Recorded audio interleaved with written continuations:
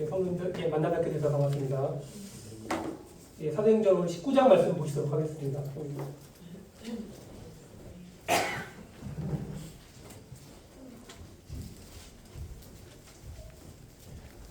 예, 사도행전 19장입니다.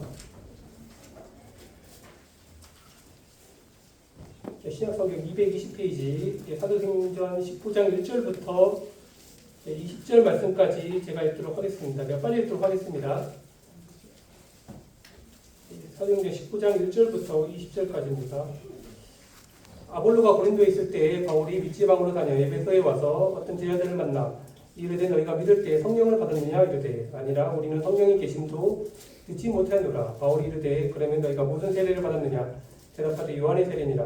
바울이 이르되 요한이 세 개의 세례를 베풀며 백성에게 말하되 내 뒤에 오시는 이를 믿으라 하였으니 이는 곧 예수라 하거늘 그들이 듣고 주 예수의 이름으로 세례를 받으니 바울이 그들에게 안수하며 성령이 그들에게 임하심으로 방언도 하고 예언도 하니 모두 12사람쯤 되니라. 네, 여기서 한 단락을 좀 제가 구분하겠습니다. 그리고 8절부터 바울이 회당에 들어가 석 달 동안 담대히 하나님 나라에 관하여 강론하니 권면하되 어떤 사람들은 마음이 굳어 순종하지 않고 우리 앞에서 도를 비방하거늘 바울이 그들을 떠나 제자들을 따로 세우고 두란노 서원에서 날마다 강론하니라.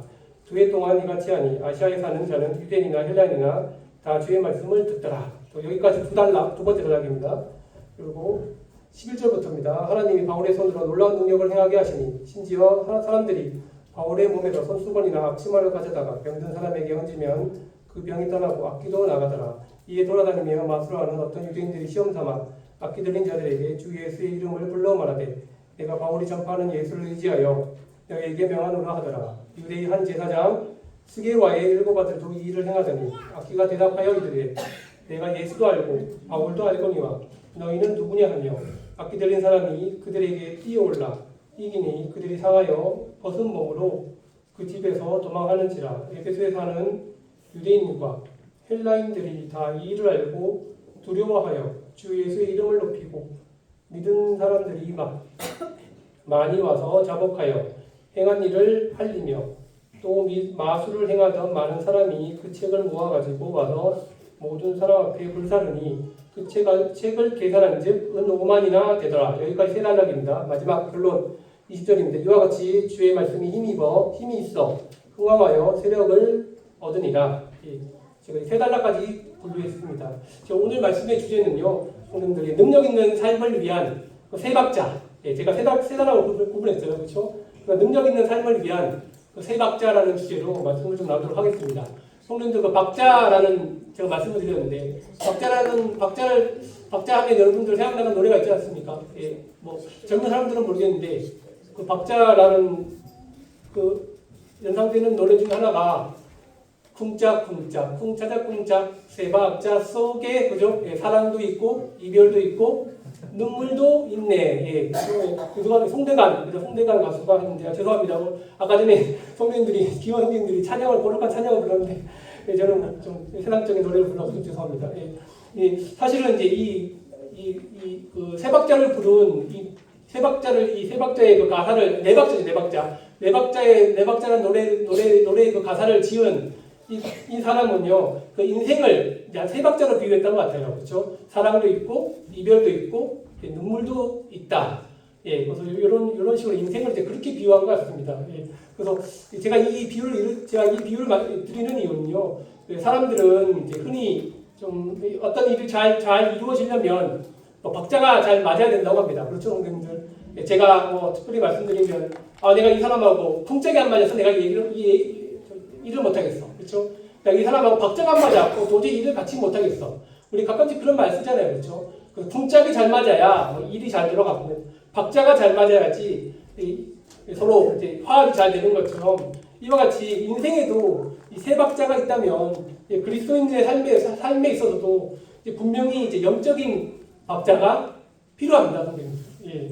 이 박자가 맞을 때, 이 영적인 박자가 딱 들어맞을 때 우리가 그리스도인의 삶에 있어서 능력 있는 삶을 살아갈 수 있다고 저는 믿습니다. 선생님들. 그래서 제가 오늘 본문을 말씀드렸는데 오늘 본문은요, 이 사도 바울의 제 3차 전도 여행이 시작되는 장면을 우리가 이제 보게 될 것입니다. 그 3차 전도 여행의 주요 무대는요, 에베소였죠. 에베소. 그렇죠? 에베소였어요. 예. 그래서 이 사도 바울이 에베소에서 사역할 때 그 사도 바울의 역사 속에서는요, 선생님들, 예, 하나님이 역사하시는 이 세 가지 중요한 박자가 여기서 우리가 보게 됩니다. 그래서 제가 이제 20절까지 말씀을 읽었을 때 제가 세 단락을 제가 구분해 드렸었죠. 그렇죠? 거기 세 박자를 좀 구분해 드렸습니다. 그래서 그렇다면 그 사도 바울이 에베소에서 사역을 하면서 그의 사역이 이제 능력 있게 행해질 수 있었던 그 세 박자가 무엇이었을까요? 그래서 오늘 본문 말씀을 통해서 이 사도 바울의 사역 현장으로 저희들이 함께 들어가 보도록 하겠습니다. 그 제가 첫 번째 단락이죠. 1절부터 7절까지 성도님들. 그 첫 번째 박자, 우리도 그리스도인으로서 우리가 능력 있는 삶을 살아가기 위한 첫 번째 박자는요, 이 성령의 역사하심입니다. 성령의 역사하심. 첫 번째 무엇인가요? 성령의 역사하심. 그래서 에베소가 1절에 보시면요, 에베소가 이제 바울이 에베소에 와서 이제 어떤 제자들을 만나게 됩니다. 그래서 그 제자들은 누구였습니까, 성도님들?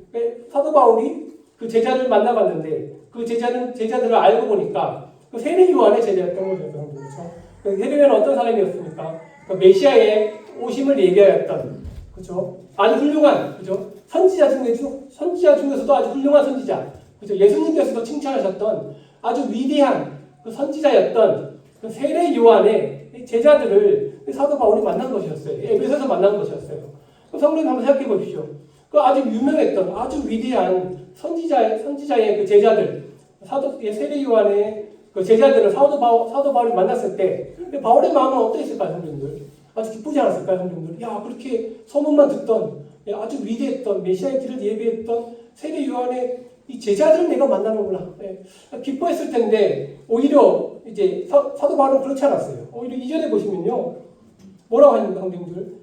사도 바울은 세례 요한의 제자들에게 어떠한 질문을 던집니다. 어떤 질문일까요? 2절에 보시면 너희가 믿을 때에 성령을 받았느냐?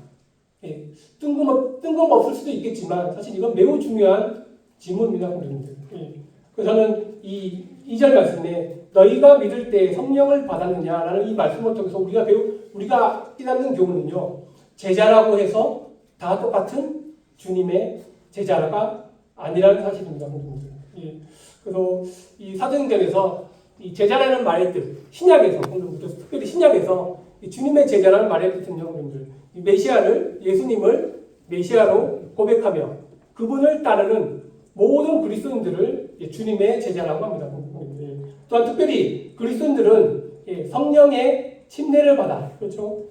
성령을 통해 거듭난 사람들을 사실 이제 그리스도인들이라고 그렇지 않습니까, 성도님들? 로마서 8장 9절에서는요, 누구든지 그리스도의 영이 없는 사람은 그리스도의 사람이 아니니라라고 말씀해주고 있어요.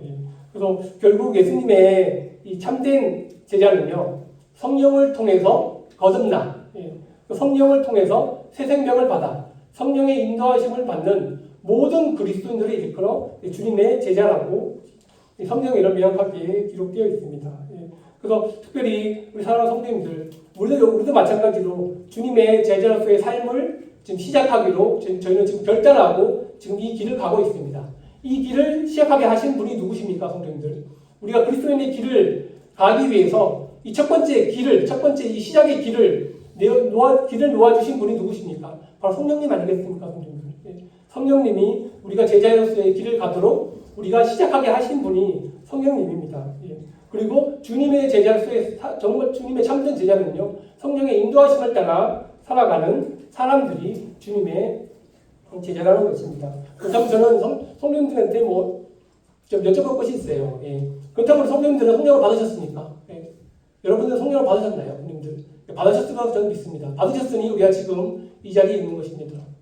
정말 받았다면 지금도 성령의 인도하심을 따라 주님의 제자된 삶을 살아가고 계십니까, 성도님들? 그래서 여기 보시면요, 2절 마지막 절에 보시면 안타깝게도 사도 바울이 세례 요한의 제자들에게 질문했죠, 그렇죠? 너희가 믿을 때 성령을 받았느냐? 이건 매우 중요한 질문입니다, 그렇죠? 그런데 세례 요한의 제자들이 뭐라고 대답했습니까? 그들은 바울의 질문에 우리는 성령이 계심도 알지 못해요. 그죠? 성령이 누군지도 모르겠어요. 예. 그렇게 말해요, 성령들. 예. 그러니까 이 말씀의 뜻이 무엇입니까, 성령들? 그들은 세례 요한의 제자였을지라도 주 예수님의 제자는 아니었다는 것입니다, 성령들. 예. 그러니까 그들은 침례를 받았죠, 그렇죠? 세례 요한을 통해서 회개의 침례를 받았지만 침례가 예수님의 제자로서 확증하는 것이 아니라는 것입니다, 성령님. 예. 침례하고 예수님의 제자라고 확증하는 의미가 아니었다는 것이었습니다. 예. 중요한 것은 무엇입니까? 중요한 것은 성령, 이 사람 안에 정말 하나님의 성령이 거하시는가? 그게 바로 가장 중요한 대답이라는 것이죠, 성령님. 예.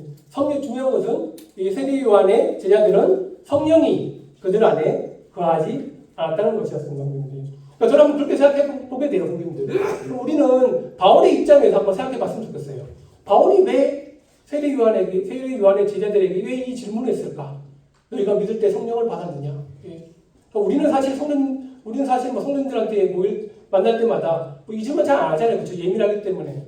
근데 바울의 그 마음은요, 예. 바울은 항상 이 마음을 좀 마음에 두고 있었던 것 같습니다, 그러면. 예. 바울의 입장에서는 왜 성령을 그렇게 중요하게 생각했을까, 우리는. 저는 이렇게 생각합니다. 이 말씀을 통해서도 저는 이렇게 생각하지만 성령이 있느냐 없느냐에 대해서 우리가 진짜 신자인지 가짜 신자인지 구별할 수 있는 척도가 바로 성령이 우리 안에 거하시는가, 그게 중요하다는 것입니다. 그렇기 때문에 사도 바울은 아무리 세례 요한의 아주 위대한 선지자인 세례 요한의 제자일지라도 그들이 진짜 신자인지 바울은 궁금했던 것이었어요. 그래서 성령을 통해서 너희들이 믿을 때 성령을 받았느냐? 안 받았죠, 그렇죠? 세례 요한 제자들은 성령을 안 받았습니다.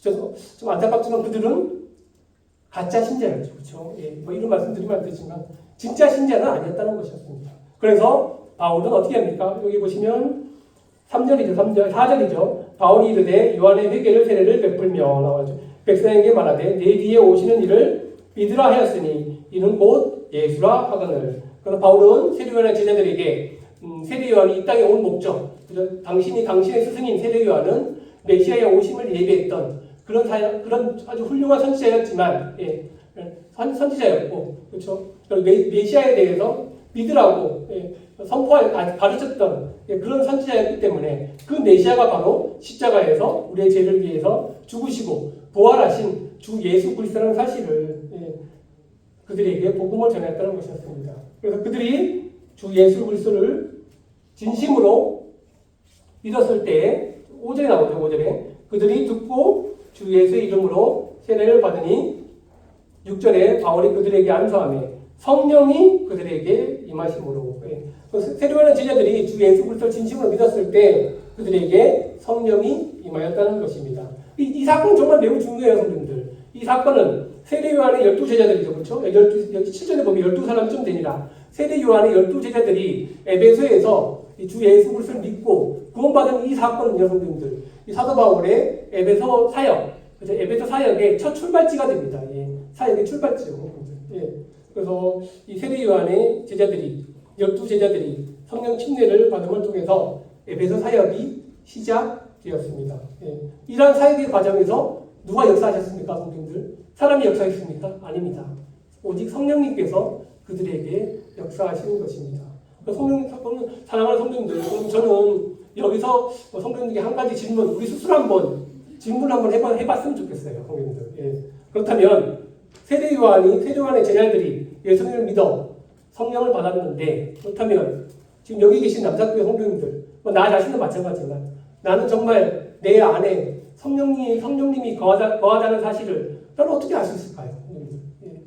한번 생각해 보신 적이 있으십니까? 내 안에 성령님이 거하다는 사실을 내 스스로 어떻게 알 수 있을까요? 첫 번째는 저는 이렇게 생각합니다. 주 예수 그리스도를 자신의 구주로 믿고 구원받은 정말 개인적인 그런 구원의 경험이 있습니까, 성도님들? 그렇다면 우리는 성령을 받은 자들입니다. 그리고 주님의 뜻을 우리가 정말 잘 분별하며 살아가고 있습니까? 성령님의 인도하심을 따라서 무엇이 옳고 그른지, 무엇이 하나님의 뜻인지, 이 하나님의 뜻 가운데 내가 계속 살아가려고 지금까지 노력하며 주님의 뜻을 구하며 살아가고 있습니까? 그렇다면 우리 안에 성령님이 거하신다는 증거입니다, 성도님들.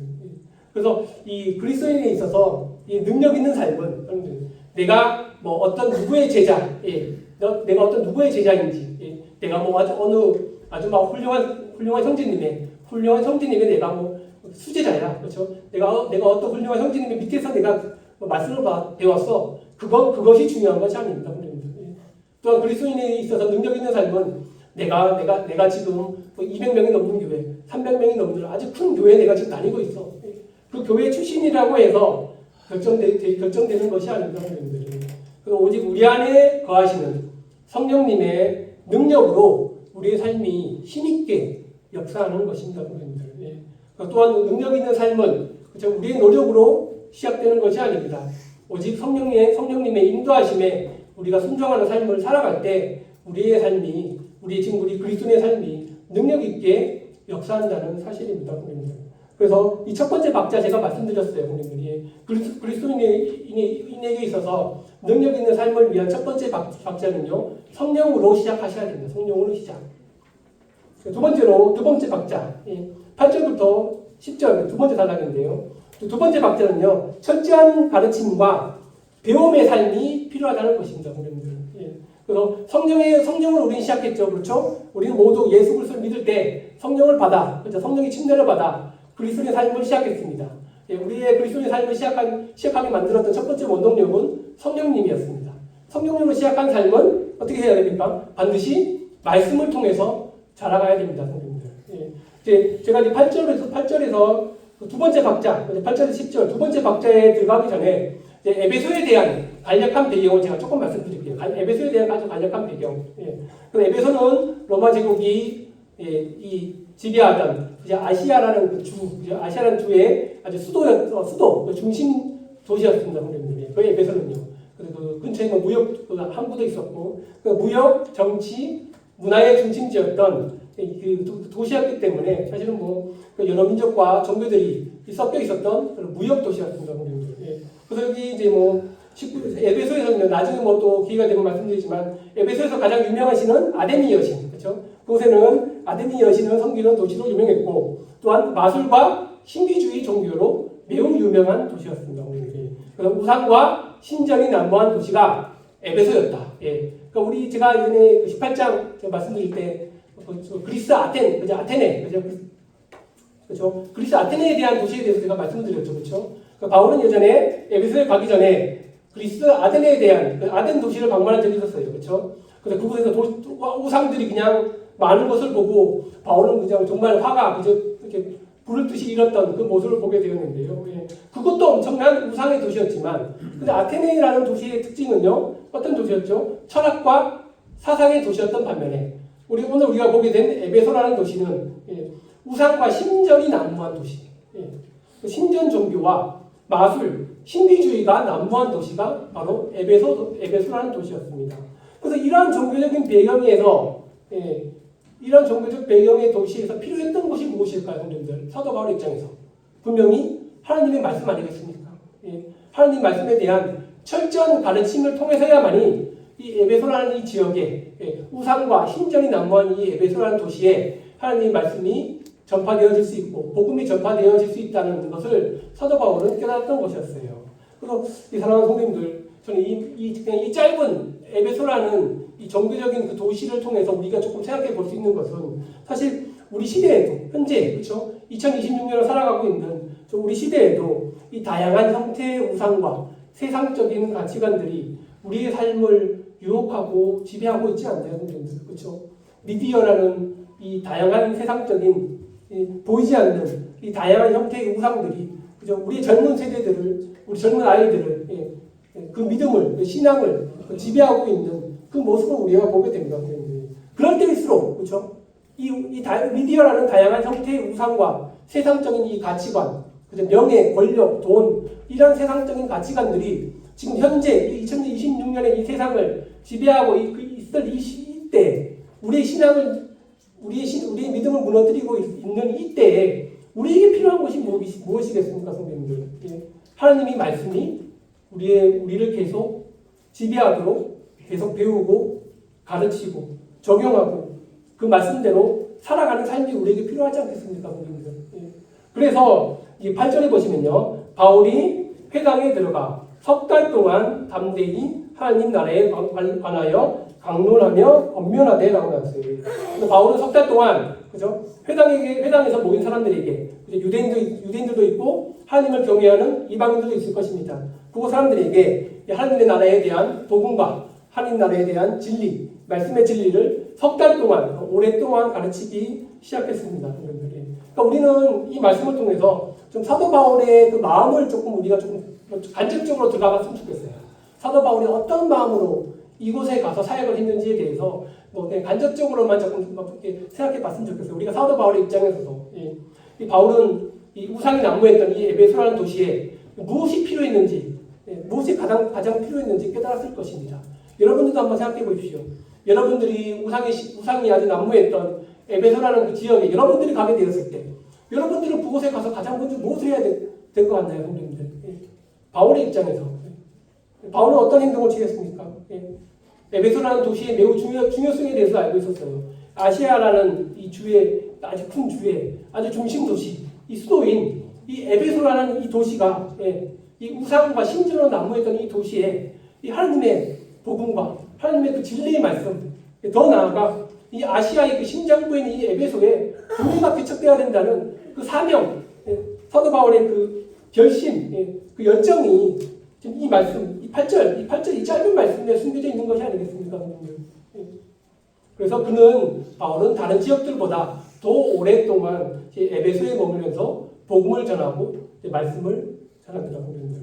여기 보시면요, 9절 보시면요, 어떤 사람들은 마음이 굳어 순종하지 않고, 그렇죠? 바울은 거기서 오랫동안 하나님의 복음을 전하고 말씀을 전했는데 두 가지 반응이 일어나죠. 어떤 반응? 첫 번째로는 믿지 아니하는 사람들도 있었습니다. 그리고 비방하는 사람들도 있었죠. 그런데 또 더 나아가서 또 다른 한편으로는 바울이 그들을 떠나 제자들을 따로 세우고 두란노 서원에서 날마다 강론하니라. 하지만 그 중에도 믿는 사람들이 있었습니다. 꽤 있었던 것 같아요. 그래서 바울은 그들을 제자로 따로 세우고 두란노 서원에서 그들에게 하나님의 말씀을 몇 년 동안 가르쳤죠? 2년 동안. 10절에 보시면요, 2해 동안 이같이 하니 하나님의 말씀을 2년 동안 가르쳤다고 여기 기록되어 있어요.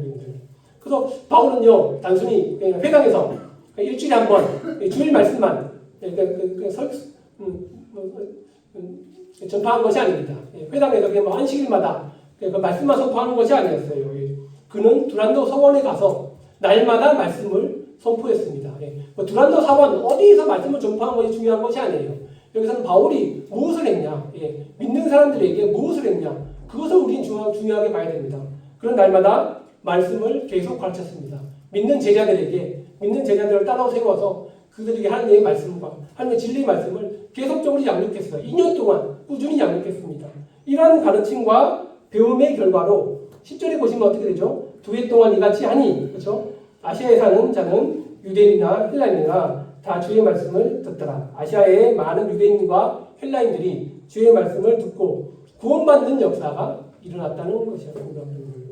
그래서 사랑하는 성도님들, 이와 같이 능력 있는 삶을 위한 그 두 번째 박자가 무엇입니까? 배움과 철저한 배움과 가르침입니다. 성도님들. 주님의 모든 제자들은 성도님들 배워야 됩니다. 남석교에 있는 모든 성도님들, 저도 마찬가지지만 남석교에 계시는 모든 성도님들은 정말 배워야 됩니다. 우리의 영성, 그렇죠? 우리의 영성은요, 성도님들, 하나님의 말씀을 잘 배워나갈 때, 체계적으로 배워나갈 때 능력 있게 우리의 영성이 능력 있게 영성합니다, 성도님들. 그래서 이런 말씀 드리면 안 되지만 우리가 그냥 교회에 매주마다 출석한다고 해서 우리의 영성이 정말 이렇게 막 갑자기 늘어나는 것도 아니에요, 그렇죠, 성도님들. 그러니까 능력 있는 삶, 능력 있는 영성은요, 사실은 말씀 없이는 하나님의 말씀의 배움, 하나님의 말씀 없이는 사실 우리의 능력 있는 삶이 역사하지 않아요, 성도님들. 절대로 세워지지 못한다는 것입니다. 그래서 아까 말씀드렸다시피 사도 바울은 두란노 서원에서 2년 동안 하나님의 말씀을 날마다 강론하였다고 여기 말씀에 기록되고 있어요, 성도님들. 우리는 이 짧은 말씀을 통해서 이 사도 바울의 이 사역의 이 중심이 무엇이 있는지 우리는 좀 알 수 있지 않나요, 성도님들? 사도 바울의 사역의 중심이 무엇이었습니까, 성도님들? 그는 어디를 가든지 배우고 가르치는 일에 전념했어요.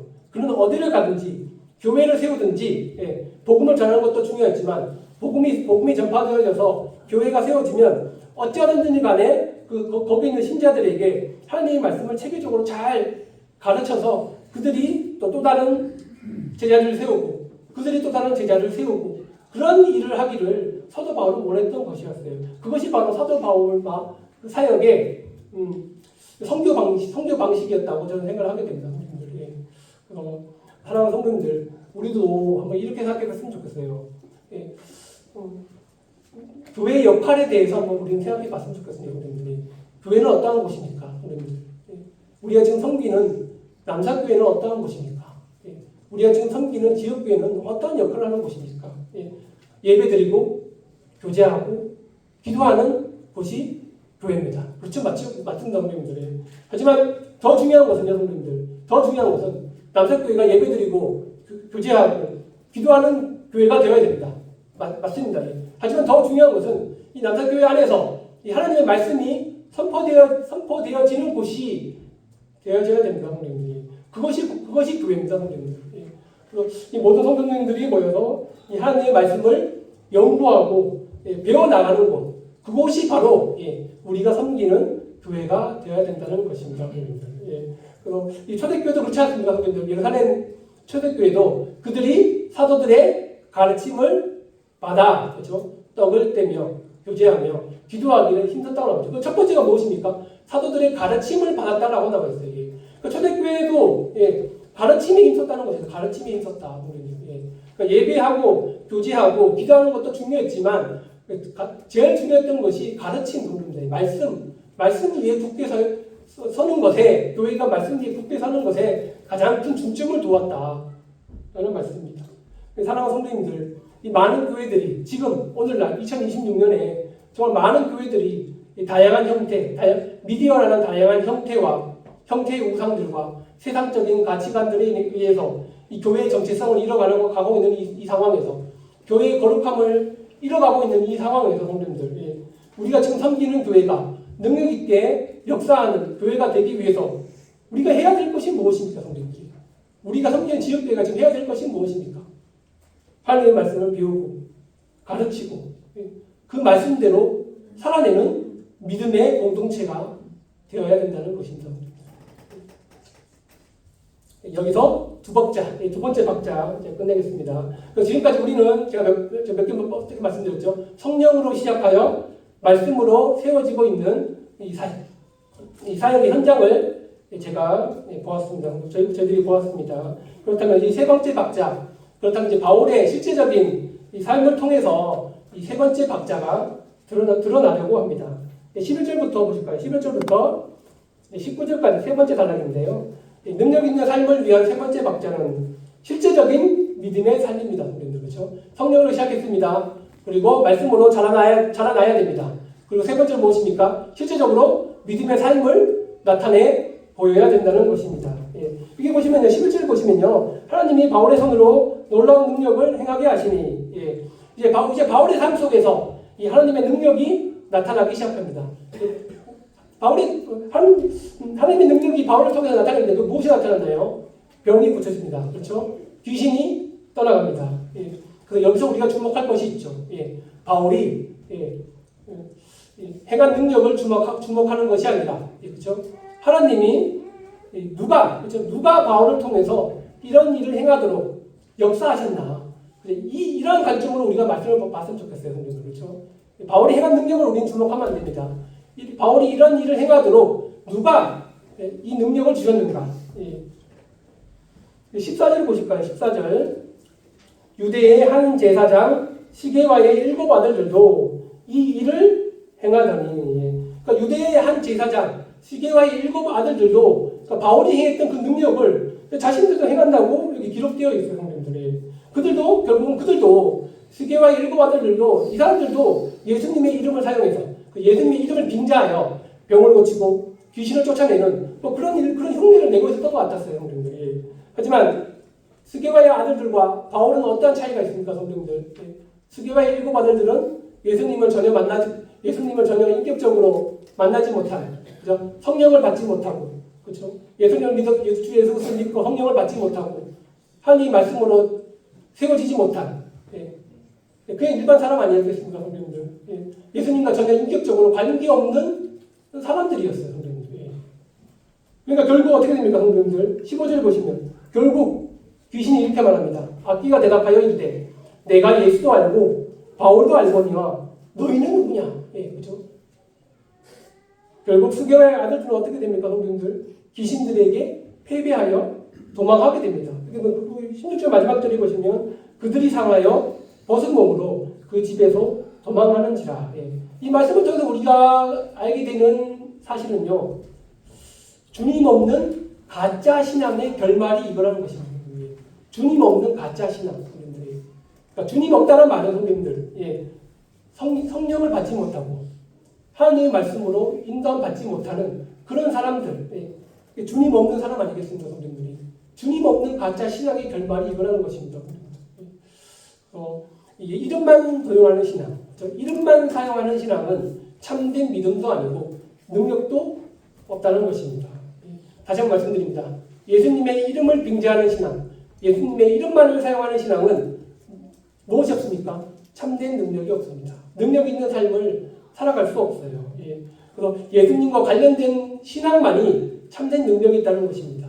예수님과 관련된 신앙이 무엇입니까? 제가 아까 말씀드렸죠. 세 박자. 예. 성령으로 시작하여 말씀으로 자라나고 성령의 인도하심을 받고, 예. 또 실제적으로 믿음의 삶을 살아갈 때 이게 바로, 예. 예수님과 관련된 신앙, 예. 예수님을 경험하는 신앙, 이 신앙만이 우리 그리스도인들을 능력 있는 삶으로 살아갈 수 있도록 인도해 준다는 사실입니다. 예. 한번 생각해 보십시오. 바울의 삶을 한번 생각해 보십시오. 바울은 실제적으로 예수님의 이름을 믿는 믿음 안에서, 예. 성령 충만함과 말씀으로 살아갔습니다. 예. 그런 신앙이 진짜 신앙 아닌가요, 성도님들? 예. 성령으로 시작하여 말씀으로 자라나고 실제적인 믿음의 삶을 보여주는 그 신앙이 바로 주님 안에서 진짜 신앙이랍니다. 진짜 신앙, 성도님들. 예. 그 흉내를 내거나 이름만 도용하는 신앙은 가짜 신앙이라는 것입니다. 성도님들, 저는 이 사건을 통해서 제 개인적으로 좀 두려운 부분은 나 역시도 혹시나 나도 때로는 가짜 신앙을 살아가고 있는 것은 아닌가. 예. 그러니까 그리스도인들도 사실은 이 사건을 통해서 좀 경계해야 될 말씀이기도 합니다. 경계해야 될 교훈이기도 합니다. 성도님들. 그래서 바울과 같이 성령으로 시작하여 말씀으로 살아내는 삶, 성도님들이 그런 그리스도인들은 하나님의 손의 능력이 그들과 함께한다는 사실입니다. 예. 이로 인해서 사도 바울은 자신이 참된 그리스도라는 증거를 나타내주고 있죠. 그렇죠? 예. 예수님의 이름을 힘입어서 귀신이 나가고, 예. 병을 고치고, 또 그를 통해서 복음이 전파되어지고, 그를 통해서 교회가 세워지게 되고, 그를 통해서 제자들이 또 다른 제자들이 세워지게 되고, 예. 이게 바로 사도 바울이 참된 그리스도인이라는 증거 아니겠습니까, 성도님들? 귀신이 무서워하며 떨며 도망가는 그 역사가 우리 안에서도 일어나야 되지 않겠습니까, 성도님들? 그래서 이런 사건 이후에, 그렇죠? 스게와의 7 아들들이, 그렇죠? 예수님의 이름을 빙자해서 이렇게 했는데 결국은 이제 쫓겨났죠. 도망갔죠, 그렇죠? 그 가짜 신앙을 보여준 이 사건으로 인해서 어떤 결과가 일어났나요, 성도님들? 17절 나오죠, 17절이요. 이 일을 들은 에베소의 많은 사람들이 주님을 믿고 예수님의 이름을 높이고 그분께 영광을 돌렸습니다. 예. 근데 이들이 말로만 그렇게 했나요, 성도님들? 아닙니다. 예, 그렇죠? 이들은 말로만 그렇게 한 것이 아니었어요. 많은 사람들이 진짜가 되었습니다. 진짜로 변화되었어요. 예. 진짜 그리스도인이 되었어요. 예. 18절에 보죠. 그 증거가 나왔죠. 증거. 진짜 그리스도인이 되었던 증거. 그들은 자신의 죄를 자복하였습니다. 마음의 변화. 그렇죠? 마음의 변화가 일어났죠. 그리고 19절에 보시면요. 그들은 은 5만이나 되는 마술책을 모두 다 태웠습니다. 이거는 이제 행동의 변화죠. 행동의 변화. 근데 이 마술책을 왜 태웠냐? 제가 아까 에베소의 그 배경을 말씀드렸잖아요. 그렇죠? 예. 에베소 사람들의 생활 방식은요. 마술과 신비주의, 주술적인 삶이었어요. 성도님들. 그러니까 쉽게 말씀드리면 태어나자마자 어릴 적부터 그냥 마술에 대한 신비주의에 대한 그런 삶을 부모님으로부터 그냥 그 이야기를 들으면서 자라오는 거예요, 선생님들이. 자연적으로 신비주의 사상, 마술적인 그런 삶이 어릴 적부터 그들의 삶에 있어서 그냥 토속신앙이 되어버렸다는 것이었어요. 이것을 바꾸기가 너무 어렵지 않나요, 선생님들? 저도 예전에 선생님 구원받기 전에 저는 매일마다 초정비결을 봤어요. 초정비결 매일마다 1980년 8월 원숭이띠 8월 11일생 오늘은 무슨 일이 나지? 항상 신문을 볼 때마다 토정비결을 맨날 봤거든요. 저는 그게 습관이었어요. 습관이에요. 저희 어머니부터 시작해서 아버지부터 계속 그걸 보시는 거예요. 그래서 야 오늘 이 생각이야. 오늘 운수는 야 이거 풀었다. 야 오늘 몸 조심하자. 야 이거는 이제 이거 큰일 났다. 오늘은 뭐 돈 받을 운수다. 야 오늘 한번 뭐 이렇게 막 이런 식으로 그러니까 제 삶이 그러니까 뭐 토정비결에 그냥 그렇죠. 그 세상의 그런 그렇죠. 그런 주술로 인해서 미신으로 인해서 지배당했던 그런 사람이었어요. 그러니까 복음 아니었으면 예수님의 복음 아니었으면 저는 이렇게 변화될 수가 없었던 삶이었습니다, 선생님들이. 그런데 복음이 그렇죠? 예수님의 복음, 하나님 말씀이 이들에게 놀라운 변화를 일으키지 않았나요, 선생님들이? 이게 바로 진짜 그리스도인이라는 증거였다는 것입니다. 은 5만이라는 마술책을 모두 다 태웠다는 사실은 난 이제 더 이상 주술적인 신앙, 마술적인 신앙, 신비적인 삶 가운데서 난 더 이상 살아가지 않겠다. 나는 진짜 그리스도인의 삶으로서 살아가겠다. 라는 결단을, 행동의 결단을 내는 것이 바로 이 사건이라는 것이었습니다, 선생님들. 이것이 바로 능력 아니겠습니까, 선생님들? 이것이 바로 진짜 그리스도인으로서의 그 능력이 아니겠습니까? 그래서 스게와의 7 아들들이 하지 못했던 그 일, 선생님들. 스게와의 7 아들들이 하지 못했던 그 일을 하나님이 한 사람, 그렇죠? 누굽니까? 사도 바울을 통해서 역사하심으로, 사도 바울을 통해 역사하심으로 이 에베소 지역에 이런 놀라운 복음의 역사가 일어났다는 것입니다. 이게 사도 바울이 잘해서 그런 건가요, 선생님들? 아닙니다. 하나님이 역사하신 것이었습니다. 사도 바울은 단지 무엇을 했습니까? 그냥 말씀대로 믿음의 삶 가운데 살아갔어요. 성령으로 시작해서 말씀으로 잘 배워나가고 말씀으로 가르치는 삶을 살았고 그리고 믿음으로써 실제적인 삶을 살았을 때 하나님이 그 바울 뒤에서 역사하셨던 것이었어요. 선생님들. 그 한 사람 뒤에서. 그래서 이것이 바로 진짜 능력입니다. 이것이 바로 그리스도인들에게 역사하시는 진짜 참된 하나님의 능력이라는 것입니다. 이것은 우리가 생각하기에는 기적이 아닙니다. 그렇죠? 하나님이 바울의 삶을 통해서 역사하신 능력 있는 삶이라는 것입니다. 사랑하는 성도님들, 그렇기 때문에 우리도 정말 경계하셔야 됩니다. 우리도 가짜 신앙을 조심하셔야 됩니다. 가짜 믿음을 조심하셔야 됩니다. 정말 주님 안에서, 주님의 이름을 믿는 믿음 안에서 정말 신실한 믿음을 우리가 사셔야 됩니다, 성도님들. 그래서 여기 보실까요? 이와 같이 성령으로 시작하고 말씀으로 세워지고 그리고 실제적인 믿음의 삶 가운데서 능력 있는 삶을 살아갔을 때 이 딱 세 박자, 그렇죠? 이 딱 세 박자가 딱 어우러졌을 때 이 그 결과가 무엇이었습니까? 20절에 나오죠. 20절이요. 그 답이 나와 있죠. 같이 읽도록 하겠습니다. 시작. 이와 같이 주의 말씀이 힘이 있어 풍성하여 세력을 얻으니까. 이 세 박자, 그렇죠? 풍짝풍짝, 풍차작풍짝, 세 박자가 딱 이루어질 때, 형님들 주의 말씀은 살아서 자란다는 사실입니다. 또한 세 박자가 딱 어우러질 때 주의 말씀은 계속 강해진다는 사실입니다.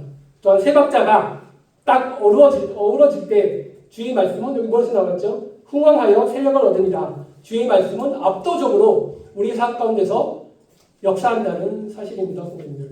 그리고 결국은 세상을 이길 힘은, 세상을 이길 능력은 우리에게 있는 것이 아니라 하나님의 말씀이라는 사실입니다. 결론을 말씀드리고 마치도록 하겠습니다. 그래서 우리는 지금까지 이 그리스도인의 삶을 살아가기로 우리 정말 결정하고, 그렇죠? 우리는 지금 그리스도인의 그 삶의 길로 우리 지금 나아간 사람들입니다. 따라서 우리의 삶의 소명은 무엇입니까? 우리의 삶의 목적은 무엇입니까? 제가 오늘 말씀드린 것처럼 그리스도인으로서 우리는 주님 앞에 나아갈 때까지 능력 있는 삶을 살아가야 될 자로서 우리는 부르심을 받았습니다. 그렇다면 사랑하는 성도님들, 남자교회 성도님들, 그렇다면 여러분들은 능력 있는 삶을 살아가기를 원하시는가요, 성도님들? 그렇다면 첫 번째 박자 무엇입니까? 성령으로 시작하십시오. 성령의 인도하심을 따라 살아가십시오. 성령 충만한 삶을 살아가셔야 됩니다. 그래야 할 때 우리는 능력 있는 삶을 살아갈 수 있습니다. 두 번째 박자가 무엇입니까? 항상 배우고 말씀대로 살아내는 삶을 살아가십시오. 그럼 교회가 저는 이 역할을 해야 된다고 생각합니다. 우리 남자교회가 정말 이 역할을 하셔야 됩니다, 선생님들. 잘 배우고 잘 가르치고 성도들을 세우고 교회가 좀 하나님 말씀으로 하나님 진리의 말씀으로 든든하게 세워지기 위해서는 우리 교회가 무엇이 필요합니까, 성도님들? 말씀이 역사가 필요합니다, 성도님들. 그래서 때로는 우리 이런 말 조심하셔야 됩니다. 혼자서 공부하고 있지, 혼자서 성경 공부 잘해. 우리 이 말씀 좀 조심하셔야 된다, 성도님들. 우리는 교회가 우리 영적으로 어린 형제들을, 우리 영적으로 어린 자매들을 잘 하나님 말씀으로 잘 케어해주고 양육해줄 수 있는 그 책임이 먼저 우리 교회에 있다는 사실입니다, 성도님들. 교회가 도와줘야 된다는 사실입니다. 결국은 말씀이 이 남산교회의 능력이라는 사실입니다, 성도님들. 세 번째 박자가 결국 성령으로 시작해서 말씀으로 우리가 자라나기 시작했다면 여러분의 삶으로서 실제적인 믿음의 삶으로서 그것을 증명하십시오, 성도님들. 여러분의 삶을 통해서 예수님의 이름이 영광스럽게 드러나도록 정말 믿음의 삶을 좀 살아가시기를 바라겠습니다. 이러한 세 박자가 잘 갖추어질 때, 성도님들, 하나님께서 우리를 통해서 놀랍게 역사하실 줄을 저는 믿습니다. 그리고 결국 하나님의 말씀이 흥왕한다는 사실입니다. 사실 오늘 말씀이 좀 다 모르셔도 됩니다. 딱 세 가지만 아셨으면 좋겠어요. 딱 세 가지. 쿵짝, 쿵짝, 쿵짜작, 쿵짝, 세 박자. 우리 네 박자인데 노래 제목이 세 박자입니다, 성도님들. 그거는 꼭 기억하셨으면 좋겠습니다. 사랑하는 성도님들, 20절 말씀처럼 주의 말씀이 힘이 있어 흥왕하여 세력을 얻는 그 놀라운 역사가 우리 남산교회 모든 성도님들에게 함께 임하시기를 간절히 기도하겠습니다. 감사합니다.